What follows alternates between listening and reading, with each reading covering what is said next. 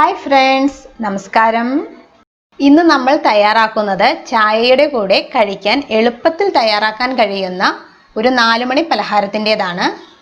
ഗോതമ്പ് പൊടിയിൽ തയ്യാറാക്കുന്ന വളരെ ടേസ്റ്റി ആയിട്ടുള്ള ബോണ്ടയുടെ റെസിപ്പിയാണിത്.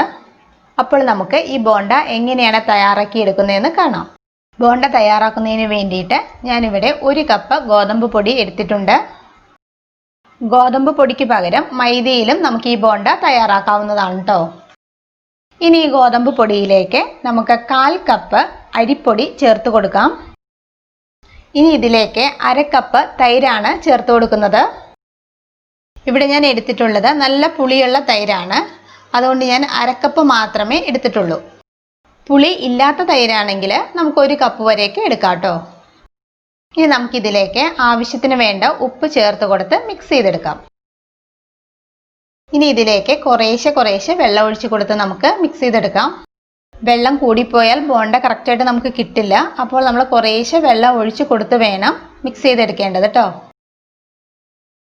ഇവിടെ ഞാനിപ്പോൾ ആകെ 1/2 കപ്പ് വെള്ളം ഒഴിച്ച് കൊടുത്തിട്ടുണ്ട്. അപ്പോഴാണ് എനിക്ക് ബാറ്ററിന് ഈ ഒരു കൺസിസ്റ്റൻസി കിട്ടിയത്. വെള്ളത്തിൻ്റെ അളവ് കൂടിപ്പോവുകയാണെങ്കിൽ അല്പം കൂടി ഗോതമ്പ് പൊടി ചേർത്ത് കൊടുത്താൽ മതിയാകും കേട്ടോ. ഇനി ഈ ബാറ്ററിലേക്ക് ചെറുതായി അരിഞ്ഞെടുത്ത 1 ടേബിൾ സ്പൂൺ ഇഞ്ചി ചേർത്ത് കൊടുക്കാം. ഇനി ആഡ് ചെയ്ത് കൊടുക്കുന്നത് നമ്മുടെ എരിവിനനുസരിച്ച് അരിഞ്ഞെടുത്ത പച്ചമുളകാണ്. ഞാനിവിടെ 1 പച്ചമുളകേ എടുത്തിട്ടുള്ളൂ. ഇനി 2 ടീസ്പൂൺ അരിഞ്ഞെടുത്ത മല്ലിയിലയാണ് ആഡ് ചെയ്ത് കൊടുക്കുന്നത്. ഇനി നമുക്ക് ആവശ്യമുള്ളത് കറിവേപ്പിലയാണ്. അത് ഞാൻ ഇതുപോലെ ചെറുതായിട്ട് അരിഞ്ഞെടുത്തിട്ടുണ്ട്. ഇനി നമുക്ക് ഇതെല്ലാം കൂടി നന്നായിട്ട് മിക്സ് ചെയ്തെടുക്കണം. ഇനി ഇതിലേക്ക് 1/4 ടീസ്പൂൺ ബേക്കിംഗ് സോഡയും കൂടി ആഡ് ചെയ്ത് കൊടുത്ത് നന്നായിട്ട് യോജിപ്പിച്ചെടുക്കാം. ബേക്കിംഗ് സോഡ അപ്പക്കാരം ഉണ്ടല്ലോ, അതാണ്. ബേക്കിംഗ് സോഡയുടെ അളവ് ഒട്ടും തന്നെ കൂടാൻ പാടില്ല. ഈ ഒരു അളവിൽ മാത്രം ചേർത്ത് കൊടുത്താൽ മതിയാവും കേട്ടോ. ബാറ്ററിൻ്റെ കൺസിസ്റ്റൻസി കൂടുതലായിട്ട് തിക്കായിട്ടിരിക്കാനും പാടില്ല, കൂടുതലായിട്ട് ലൂസായിട്ടിരിക്കാനും പാടില്ല. ബാറ്ററിൻ്റെ കൺസിസ്റ്റൻസി നമുക്ക് ഈ ഒരു പാകത്തിന് കിട്ടണം. ഇനി നമുക്ക് ഈ ബാറ്റർ അടച്ച് ഒരു 30 മിനിറ്റ് നേരം റെസ്റ്റ് ചെയ്യാൻ വേണ്ടിയിട്ട് വെക്കണം. ഇപ്പോൾ ബാറ്റർ റെസ്റ്റ് ചെയ്യാൻ വെച്ചിട്ട് 30 മിനിറ്റ് കഴിഞ്ഞു. ഇനി ഈ ബാറ്ററിലേക്ക് അരിഞ്ഞെടുത്ത് 2 ടീസ്പൂൺ സവാള ചേർത്ത് കൊടുത്ത് മിക്സ് ചെയ്തെടുക്കാം.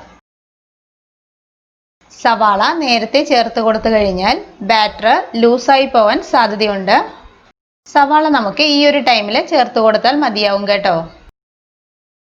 ഇനി നമുക്ക് ബോണ്ട തയ്യാറാക്കിയെടുക്കാം. ബോണ്ട ഫ്രൈ ചെയ്തെടുക്കുന്നതിന് വേണ്ടിയിട്ട് ഒരു പാനിൽ ഓയിൽ ഒഴിച്ച് കൊടുത്തിട്ടുണ്ട്. ഞാൻ വെളിച്ചെണ്ണയാണ് എടുത്തിട്ടുള്ളത്. ഓയിൽ ഇപ്പോൾ ചൂടായി വന്നിട്ടുണ്ട്. ആദ്യം തന്നെ നമുക്ക് കൈ ഒന്ന് ഇതുപോലെ ഒന്ന് വെറ്റാക്കി കൊടുക്കാം. ജസ്റ്റ് കൈ ഒന്ന് നനച്ചെടുക്കണം, അല്ലെങ്കിൽ കയ്യിൽ ഓയിൽ അപ്ലൈ ചെയ്താലും മതിയാകും. അതിനുശേഷം ബാറ്ററിൽ നിന്ന് കുറേശ്ശെ ഇതുപോലെ എടുത്ത് നമുക്ക് ചൂടായ എണ്ണയിൽ ഇട്ട് കൊടുത്ത് ഫ്രൈ ചെയ്തെടുക്കാം.